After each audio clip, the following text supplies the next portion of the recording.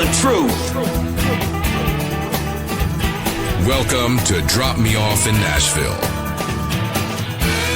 with Scotty and friends. Hey, welcome back to Drop Me Off in Nashville. Wednesday, another great week. I tell you guys a lot about coming from Hibbing, Minnesota down to Nashville, Tennessee. And then that, you all know that we live in Florida. This week is pretty cool for me. It's something that I've always wanted to do. So I'm really excited about it. I'm taking this episode just a little bit different, and I'm going to bring in a very special guest that means the world to me right after this. Get ready. Get ready. Get ready. Ready. Let's do this. It's showtime. Please pay attention. Stop what you're doing and welcome our guest. Hey, welcome back to Drop Me Off in Nashville. You're not going to guess who I have today, but I think this episode is really important, you guys, because remember, when you go to Nashville, you leave a lot of things behind. You miss out on a lot of things. You don't get to experience as many things as you want to. So when you get those moments to have these special things that happen in your life, especially with family, you really try to make them important because you miss out on so much when you're so far away. I have a bunch of nieces and nephews, and right now I'm on my last one, and I'm trying to spend as much time with him as I can. But what's really cool is, like, for the last couple of years, my family, my brother and his wife Renee, and their son Jared has been coming down to visit Angie and I. And today I have my brother Mark with me. How are you, man? Very well. Thanks for having me. Welcome to Nashville. No, I was going to say Nashville, but we're in Florida. We are. Yeah. I hope we kicked the right plane. I think. So I want to ask you a bunch of stuff, and I need you to kind of let me know, because remember, the show's about Drop Me Off in Nashville. And, one day after Dad died, it was like, I don't know, 3 months later, I moved down to Nashville. Did you think that was weird? It was an abrupt move, no doubt. I didn't know exactly what the plan was for you coming down here, but I thought it was interesting. I always thought it would be a great thing to go and live in another area where, you knew what Minneapolis was, you knew what Hibbing was, and so Nashville's new to you. Yeah. I never did that. No. Mm-mm. Yeah, but you built your roots well in Hibbing and stayed there and made a name for yourself in that town, very, very successful in that town. I didn't think I had a space there. That was my problem. Well, and it is. There's not a lot of spaces in Hibbing. It's a tight knit mining community, and if you're not in the mining industry there's very few opportunities outside of that. I gotta tell you, I tell a lot of people about ice fishing. They cannot wrap their head, Mark, around this for the life of me. I mean, I've tried to explain it to them that you get in a truck, you drive it out on the ice, you start a fire, and you start fishing, and they just cannot understand that. But now it's a little bit different. I mean, these ice houses are upwards of what you were saying last night, $60,000. You can spend as much as you want and put as beautiful of an ice shanty on the lake as you like. If you want, the amenities of home out on the ice, you call up Ice Castle and they'll design it for you. But it's literally T-shirt and shorts. You can sit in there like you're sitting in your living room. For sure. It's like sitting in this climate we're in right now. You're not cold at all. No, unless you have to go outside and there's a little hole in the bottom of the ice. So you drive your truck out there. Tell me about some experiences of driving people who've never been to Minnesota, and you put them in the truck. You ever took them out on the ice? I have.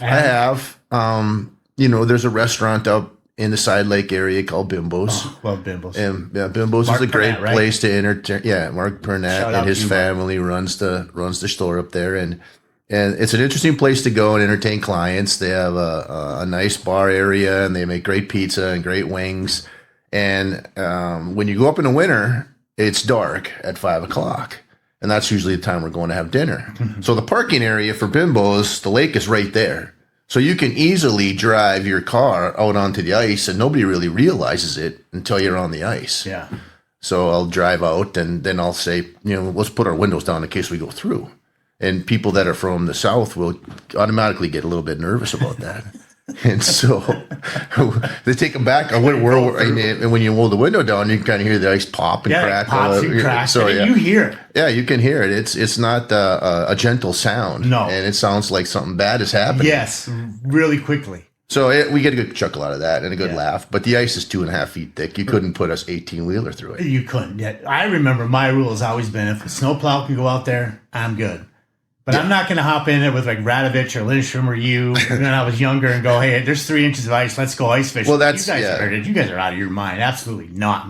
Yeah, that's what people do. Well, I checked. There's 4 inches. I'm going to walk out. Okay, go ahead. Yeah, I'm not doing that. It's not worth it for a few crappies. Because to me, it's like where are the 4 inches and where are not the 4 inches? Exactly. Right. Going through the ice was not something I ever want to experience. No. Because I can't even imagine. So when I got down to Nashville, I started doing all this different music stuff. And did you think it was a pipe dream at any time in your life? A pipe dream.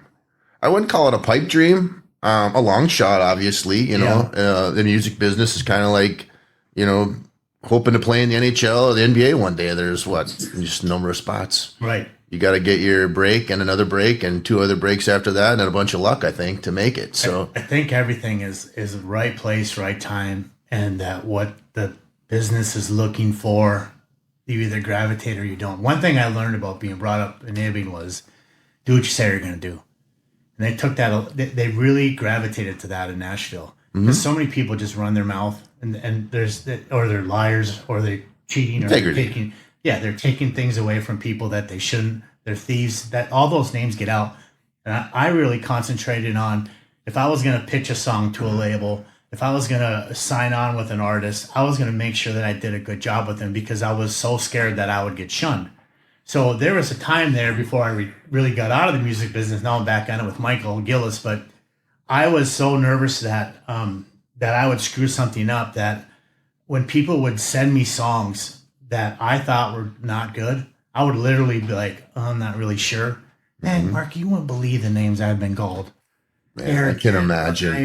You're who you think you are, and I'm like, this isn't karaoke. We're not. You can't come down here and copy Carrie Underwood and think you're going to get a record deal. It doesn't work like that. Yeah, I would say you have to have your own sound if you're going to make it. Yeah, and you got to have your own song that you're going to be able to play. So those are like almost the hardest things to navigate because some people are like friends or family, and they would call or they would ask me to do stuff for them. And the hardest thing was like to say, there's no way. Yeah. I'm not even going to entertain this. I can't. Give the hard truth. Well, think about it. If I keep sending in to Joe Galante, who runs Sony, who works with Brad Paisley and everybody else, bad music or bad artists, how many more times is he going to take my email before he's like, here comes another waste of time? Yeah. And I really was hard to protect that. So my first 10 years was nothing but stress, trying to figure out how to find my place in Nashville. That was tough. Sure. And I remember the first time we visited you in Nashville, we went to a bar called, was it Tootsie's? Yeah. The Purple Honky Tonk. And the place was packed. And I tell the story a lot because it was really intriguing to me to see. We get in, the place is packed, there's a band playing, the singer's just lights out, fantastic, belting out cover songs, whatever it was. And I can't remember who it was, a man or woman, but they finished, they passed around the jug, tips came, and then next we have so-and-so, and off comes the apron from behind the bar, and this next woman grabs her guitar, and up on stage she and lights out again, just enjoyed them. I'm thinking, this is the talent level that you have here. Right. And we spent, the early part of the evening there, and I think we were going to go look at the Ryman out in the alley, and you said, let's go back, and we went through a hallway and up a little ramp, and lo and behold, there's another whole stage back there playing. You couldn't even hear them. There were so many people and such a great music environment. But like I said, people were just sensational. Yeah. So what it takes to get to, I can't imagine what it takes to get to the next level. There's a girl, her name is Ashley Lynn. She's green as green. She's from East Bethel, Minnesota. Okay. Her mom worked with me a little bit at Max, or right after I left, she started at Max. So I kind of had a gravitation towards her. Like, I think I can help you. Even though you're super green, when you get to Nashville, I'll kind of give you the direction. You take for what it's worth. But sure, I'm going to try. Minnesota people, when they come to me now, I try to say yes if I possibly can, even if I think they're not quite there, but I have to see like a drive in them. And this young lady has really tried to figure it out. Now she's playing every bar you could imagine. John Rich's bar, the Tootsie's, the Stage, all the very best bars. She is now 1 year in, which usually takes 3 to 5 for anybody to do. But she's very good at listening to instructions. So I gambled on this one. I think we're going to be okay, but we'll find out. Sure. Just got back from New York. You know about that? Yeah, I heard a little about that. You bet I did. That was cool. We had a showcase with Michael Gillis, and we had every record label there you can imagine, which was quite cool. New York is something else. You never been? I've never been that. We were in Manhattan. I felt safe everywhere I walked, which was weird, but it was busy, and everybody was business attire. Everybody was dressed to the nine. There's very few homeless people or any of that kind of stuff, which was weird for me because I thought it was going to be the complete opposite. Like I had my wallet in my front pocket and just all that dumb stuff. Yeah, you want to get pickpocket. I don't think it was pickpocket. I was scared out of my mind. This is stupid. Hey, we're going to get right back. We're going to talk about some things when we were growing up, and we'll be right back after this. Hey, listen! Hey, don't go nowhere. We've got more coming at you. That's right, y'all. Hold up now, quick pit stop. If you're enjoying the show, make sure you're following Drop Me Off in Nashville on Spotify, Apple Podcasts, iHeart, Amazon Music, and Audible.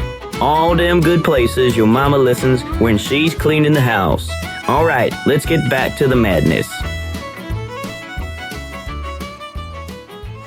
Hey, we talked about the music business, right? So let's pivot. We're done with that. I want to talk about growing up, especially with my brother, because we have so many stories and memories that, I have this opportunity to capture this all on film and microphone, and whether I put this out or not, or just put it in my archives, I want to touch on some of the stuff of growing up in Hibbing, Minnesota. So think about it, Mark. We had the roller rink from mom and dad, deer hunting, ice fishing, go-karts, motorbikes.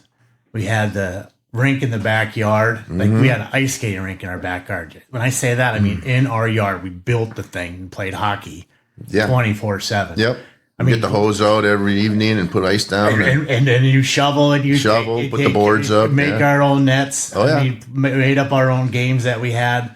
The whole neighborhood would do it. Just good, clean fun, right? Yeah, we had a great neighborhood. We had 4 of us in the neighborhood that played together in the evenings, and it's not like that much anymore, but we fought like crazy once in a while, but at the end of the day, it started the next day, we started over. Just did it again. Well, Jeff Collin was like my mentor. I mean, he was older than me, and I thought he was He kicked our ass in everything all the time. Yeah. I could never win. Never. Yeah. We had Brad Smith. I've been trying to find Brad for, I don't know, I have no idea. I have no idea either. I've reached out to everybody. His brother came down to Nashville, and he reached out to me, and he wanted to know where to go and all that stuff, and I kind of told him some stuff. But I like Brad fell off the face of the earth. So Brad, if you hear this, Brad left town in I don't remember what year. He ended up getting a divorce, I believe, and then he ended up in the Bemidji area, I think. Oh, really? Because I know he was down here for a while, up by Homosassa, where we were yesterday. Okay. So last I heard, and I don't know if he moved back to Minnesota or not, but yeah, I hadn't heard he came to Florida. No. So you're a big deer hunter and I enjoy going out, hunting. I wouldn't say I'm very good at it, but you're good at it. It's not as good as me. I'm not as good as you. I hold the record. Yeah, I have a picture that it proves the validity of your statement. Whether they were shot in the same day. It was. Yeah. Okay. Honestly, it was. It was the same. But I got a picture in my one of my photo albums. You holding 2 8-point bucks. It was Dwayne's stand. And then it was the first 4 corners, take a right and down there. The funny thing was you shot those deer with that 1928 30-30 long barrel octagon rifle that had no front alignments on the scope. Nothing. So basically it should have not have shot straight. So again, the luck compounded. Compounded. And remember that time when we put that beer can or pop can up? I do. And you go, I'll give you $50. Yes, I still owe you $50 for that. And I'm like, there's no way I'm going to hit this thing. Matter of fact, I think I shut my eyes when I pulled the trigger because I'm like, I'm never going to hit it anyway, and I'm just going to lose. That thing popped right off there. Yeah. Maybe again, win. Very nice day for you. It goes down in the lores of deer hunting history. The guy that loaded 2 deer. I don't know what kind of car you were driving back to the Twin Cities that day, but certainly loaded them up. And you probably disgusted a bunch of non-hunters on the way home, looking at these bloody deer on top of your car. Just right place at the right time. What the hell? This guy's got dead deer on his car. Where's he going? The blood's dripping down the hood. That sounds about right. Yeah, I can't say enough about being brought up in Hibbing, Minnesota. I was talking to your wife about it yesterday, and I think we had 8 elementary schools in the town of Hibbing. I think now there's 1 or 2. Yeah, it's certainly the enrollment gone down. Hibbing's a unique town. Every year we graduate, a couple hundred students from our graduating class, but they just don't retain them there. The attractions are away from Hibbing for their careers and their future schooling needs. So if we retain 20 or 30% of our graduates every year, it's a good thing for us. But the town is not growing. Right. I think there's we not were a lot of 21. traction to northern Minnesota. Right. But you think of our neighboring cities, Grand Rapids and Virginia are packed with people. And I don't think they're as much as growing as they're staying, status quo, Yeah. I guess. The whole northern area, we just don't have the jobs to facilitate a lot of growth. So Right on. some cities do better than others. Grand Rapids is actually one of them that does much better. They just have better planning and better ways of getting more current restaurants, hotels, Concerts. You guys go over there for concerts. series, things like that. Yeah, Yeah. there's it's a more up and coming community, I guess is what you call Right. it. People want to gravitate to a place. How do you like your lake house? Great. Would you ever retire there? Probably not. It's great to go to, and we love visiting it, and we've done a lot there. But we're getting to the point in our lives where we like to see other areas more. I mean, we opened with that at the beginning, Yeah. You got a chance to come down here and see this other area, and I never really did that. I went to college in Wisconsin, came back to Minnesota, went back up north again, and I've been there my whole life. And, so it's great. I like it, but there's a lot of the world I haven't yet to see. So Right. But you were super successful in Hibbing, which was good for you because when you bought your house, they were a lot lower than what house prices are now. So you're able to pay those things off. Now you have financial freedom. yeah, I feel bad for young kids today. I can imagine. You take a look at house value, and what I paid in 1995 or 94 is 3 times that or 4 times that for Yeah. what kids are paying now. Yeah. And that value of that same house, the value of the dollar doesn't equate to the value of that house the same way. Right. For some reason, those 2x4s now are worth 10 times what they once were. It's So unbelievable. it's tough. It's unbelievable. I got to tell you, when we were kids, man, sometimes we fought like cats and dogs. We did. And the reason why was I was always looking up to you, and I always wanted to try to beat you or be better than you, because I'm the youngest of the family. I mean, we probably all have this youngest of the family thing, right? You try to make your mark in the world. I was the tag along, that type of guy. And I got to tell you this story that I'm never going to forget, and I tell everybody this. And the reason why I'm telling you is because at the end I'm going to thank you. We were standing in the kitchen, and I was a little shit, you guys. I'd run my mouth, smart mouth. And I was by the glass door to go outside. And I said something to Mark, and he finally had enough of me. And he took his fist and he knocked me out. And I went straight down. And I got up, and I think I called him an effer. I think I said, "You mother effer." And then my mom slapped me across the face because I swore in front of her. That was right in front of Mom, wasn't it? That wasn't good, yeah, because we didn't cuss in front of our parents. As an adult, I barely cussed from it. But I learned that day, even though I hated him, I learned that day going forward that you have to be accountable for what comes out of your mouth. And sometimes you better think before you speak. And I got to tell you, you taught me a hell of a lesson that nobody probably ever could have, because I needed exactly what you did to me. And I'm not advocating that brothers beat the hell out of each other that way, but I'm saying in that moment at my time in my life, you've made a huge impact on me. That's why I always tell you that you're my hero, because I mean it. And I mean it from the bottom of my heart, because you changed my life. Well, and thank you. I appreciate that. And, your circumstances and what you were thinking at the time were a little different than what I was thinking at the time. So, as we're sitting here today, it's obvious that you were a very popular person growing up. Mm-hmm. And I had my own jealousies about being popular, and you're being more popular than me at several times in my life. So I'm sure there was more to that. I just told my story to Renee here not long ago about how we got in that fight. Mm-hmm. And it wasn't a fight. It was one-sided. Yeah, you made me realize that, be accepting of who I am in my life, and who I was and at the time, and not try to be like you and your popularity, because you really were. You were a popular kid. You always have been. Mm-hmm. And growing up, you've never really changed. You're that same likable guy that people gravitate to. Thanks. And that's been a little bit of a jealousy of mine my whole life, probably. Yeah, well, so I didn't know that. It's part of growing up. Make my way, and I say that I had this conversation with our sister Janet too. I said, I'm just trying to make my way, and I didn't want the white picket fence. I wanted the cast iron fence. Yeah. As dumb as that sounds, and I don't know why it is. It doesn't make any sense to me. But there must be a hole in me for something. I don't know. I don't know. But going back to the conversation, when you talked about it and you brought it up, so the whole thing was, I think you told me that I should get my own friends or something like that. I don't even remember. Yeah, I think that was the whole gist of it. And that's what set me off. It's like, you son of a bitch. Yeah. You are more popular than me and I'm tagging along. And I'm going to pop you for that because it pissed me off.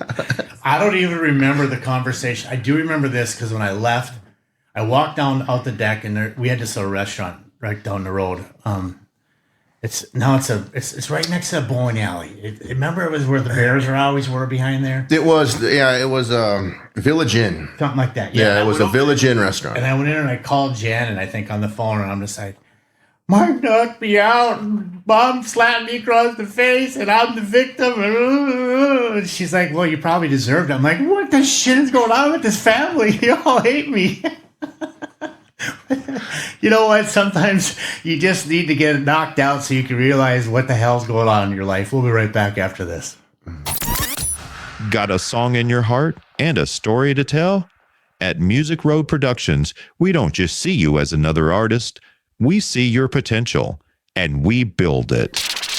Whether you're laying down your first track or ready for a radio push, we offer full-service artist development, management, publishing, and promotion. From studio sessions with world-class musicians to branding, social media strategy, and radio campaigns, we handle the business so you can stay focused on your music. We make sure your songs are protected, copyrights registered, royalties collected, every tiny detail handled with care. Charting? That's not luck. That's teamwork. That's vision. That's Music Road Productions, guiding your journey from demos to Billboard, from studio benches to spotlight stages. If you've got drive, talent, and a sound worth sharing, we've got the roadmap. Visit musicroadproductions.com. Music Road Productions, where real artists become real stories. Hey, welcome back to Drop Me Off in Nashville. Pretty fun so far. Thanks for coming in, Mark. Thanks for having me. It's pretty easy. It's very easy. Yeah, it's comfortable. Yeah. I remember first time I had like Angie, I had to convince her. I'm like, please come in, just try it. And then like a week later, she goes, when can I be on the show again? So now she's got her own way. Mark's like pulling all these clips. Our producer, Mark, is pulling all these clips off her because, her accent is the most adorable thing in the world. It very much is. So we're trying to find all these different clips that we can play off her. Hey, I got to bring this guy up. Speaking of mutual friends, Jim Clefman. Yeah. I think we need to talk about him. Rest in peace, Jim. Jim and I graduated together. Mark and Jim were the closest friends for many, many years.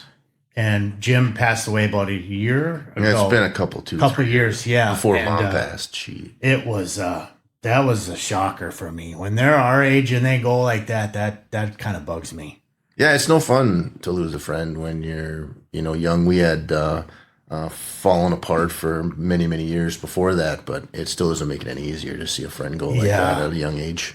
He was something else. I mean, like him and Pete Verant comes down here once in a while, and I think the world of Pete.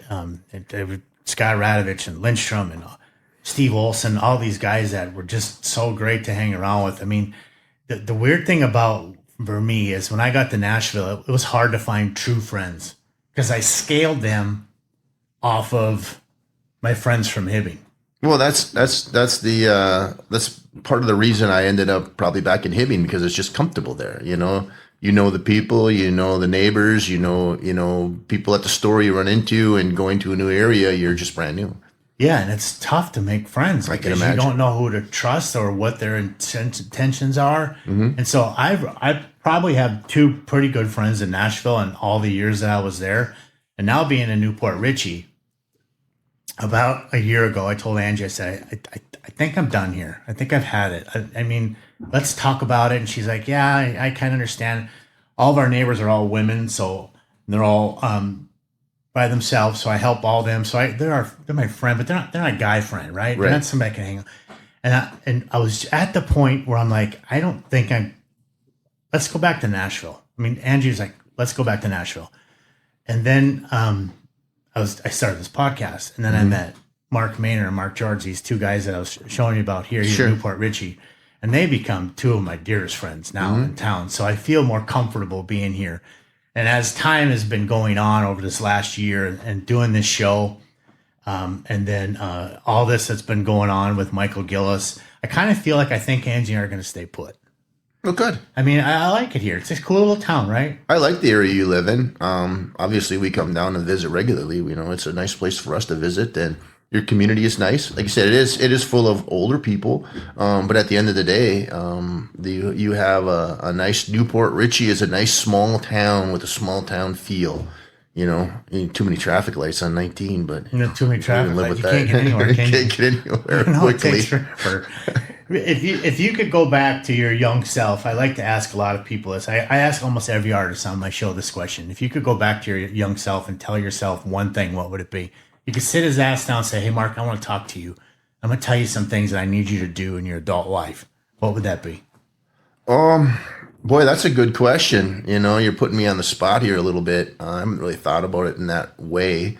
To say that you were, life wasn't going to be as easy as it is when you're young. I would like to have known that. Growing up was easy for me. I think it was easy for you too. It was easy. It was Dad easy. made it easy. We didn't have it difficult. I mean, we kind of coasted through life, and then, you know, I got to my late 20s and early 30s, and that's when, you know, certain things happen to you in life that, you know, make it life difficult, you know, and challenges that you have to deal with. And so I would have probably appreciated someone to say, hey, you know, maybe you're cruising right now, but, you know, some bad shit's going to happen at one point. Be prepared for it and understand how to deal with it. How to navigate the bad shit. Yeah, how to navigate it. My problem was I couldn't figure it out.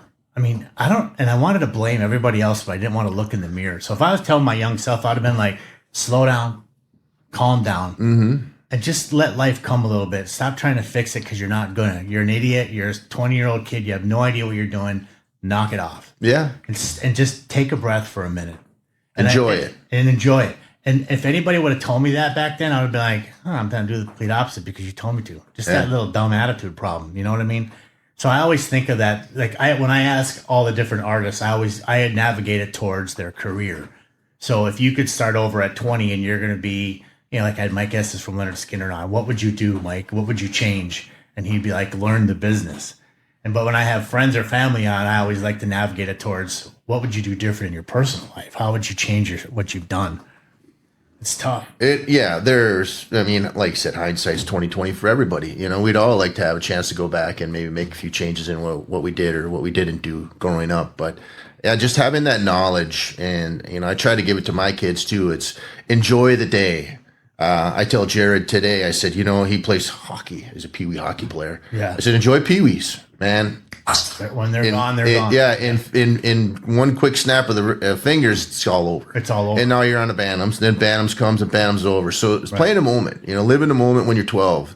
Don't wish for 21. Don't wish for 16. Live in 13. Live in that moment. And even when you're 50, you know, live in 50. Because one day when you're 80, you wish you were 50 again. So I think that now. I think that now.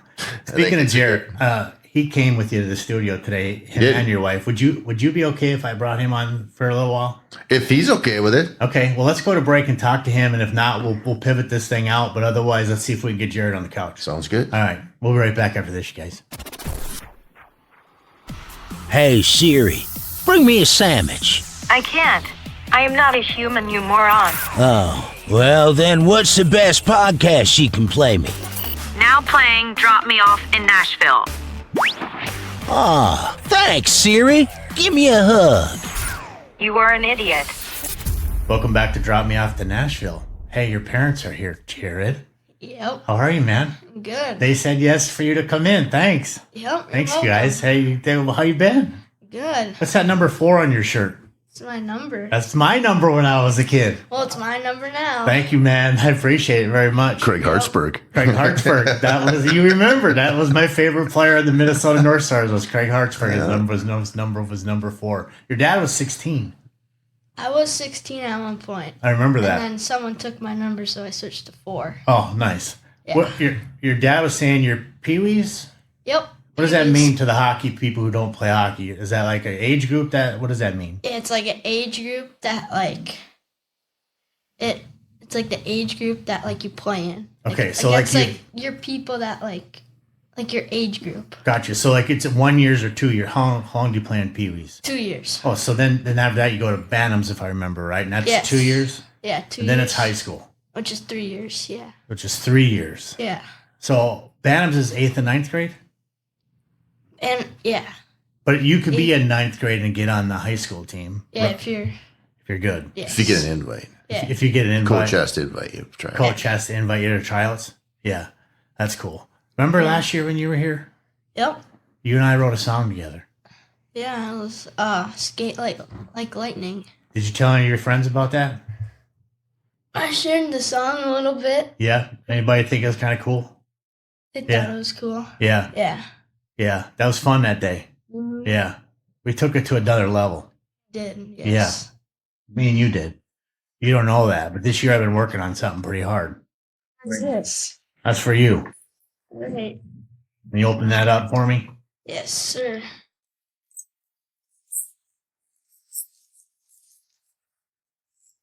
Mom saw this, but Dad hasn't. You may have to carry it when you go on the plane, but that's all right. Or I can ship it. I don't know if we can put it in. Just rip that open, yeah, and throw it like. Oh, cool.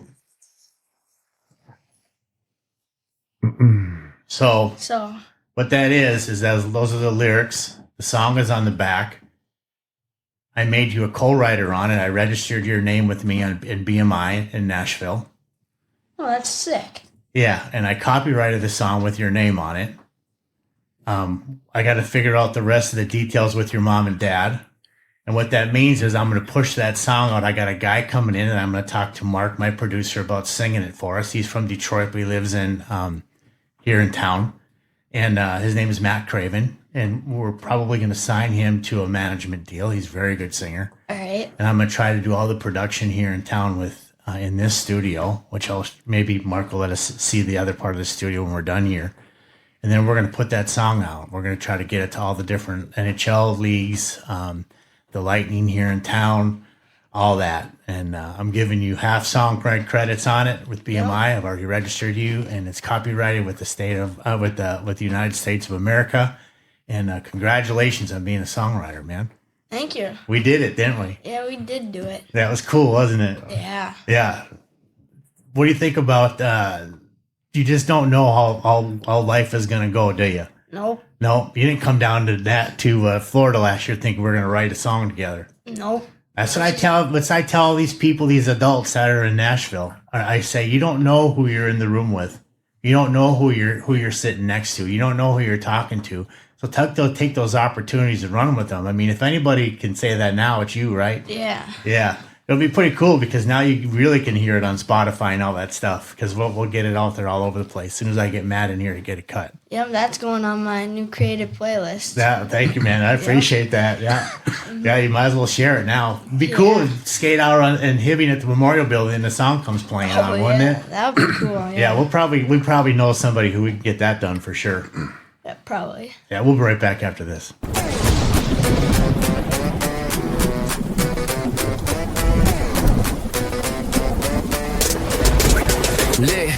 Lace up tight, got the ice in my veins. Puck drops quick like a runaway train. Board shake hard when the check goes boom. I'm a ghost on the break, vanish out the room. Stick tap once, now the play's in motion. Cross ring pass like a wave in the ocean. Glide so clean, man, I'm skating on glass. Snow off my skates when I cut and I crash. I see my line, yeah, we running this game. Backhand flick, now remember my name. Goalie looking like he's stuck in time. Bar down snipe, hear that celly chime. Crowd go wild, hands up in the stands. From the coaches to the players, they all understand. This ain't just a sport, it's the fire we breathe. On the ice we believe and we never leave. We skate like lightning, move like the wind. Fast on the puck from start to the end. Fans go crazy, teammates tight. We live this life under stadium lights. Check, pass, score, repeat. Snow flying up from under my feet. Smooth on the ice, this is what we do. Hockey hearts bleed red, white, and blue. Hey, welcome back to Drop Me Off in Nashville. I know today's show was just a little bit different, but sometimes you got to be selfish, and that's what I was today. I wanted to make sure I got this on film. I wanted to make sure it was recorded. And I wanted to make sure that I got my nephew something that he can always remember, which is pretty special. Jared, thanks for coming in here today, man. You're welcome, man. Don't stop working hard on hockey, okay? Okay. You promise me? I promise. Because you're damn good and you're only going to get better. Okay. And lift weights. Sometimes when your mom and dad are riding your hind end, it's all for the bigger picture because your dad's a super good hockey player. You know that? Yeah. Yeah, so you got some big shoes to follow. Mm-hmm. Yeah. So keep doing it, okay? Okay. I'm sorry I didn't make it up there this year to see you play, but things a lot. I had two knee surgeries, and I know it's not an excuse, but it was just a busy year. But we'll get up there next year for sure. Yeah. Hey, the high school boys made it to state. Did you go down there? Yeah, I went down there. Fun? Yes. Electrifying, your dad was saying? Mm-hmm. Where was the games at? The Grand Casino Arena. It used to be the XL, right? Yeah, the XL Energy Center. Nice. That's where the Wild play? Yes. Yeah.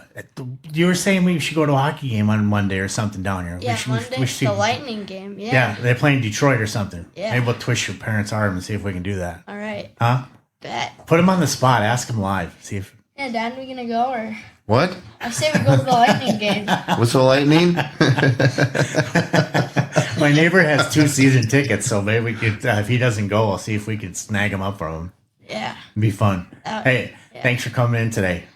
You're welcome. I appreciate it. Hey, Mark, thanks, man. Hey, you're welcome. I mean, I kind of threw this on you, but it was really important to me, so thanks for I appreciate the chance to come on. That's cool. Hey, thanks for watching Drop Me Off in Nashville. Mark Maynard, as always, your talents are incredible. Thank you so much for everything. Renee, thanks for being in the background watching us and taking pictures for us today.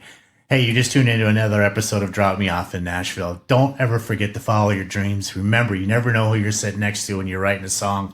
And always remember, family is super important, and they have their own thoughts and beliefs on what you're doing and why you're doing it. But just keep pushing forward, and don't ever leave them in the background. Remember, you can always go home and do what you're supposed to do in the music industry as well, and do it the best that you can.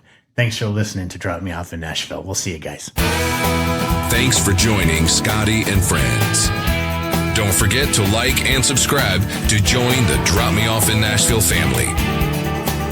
Engineering and production provided by Podcast Production Music.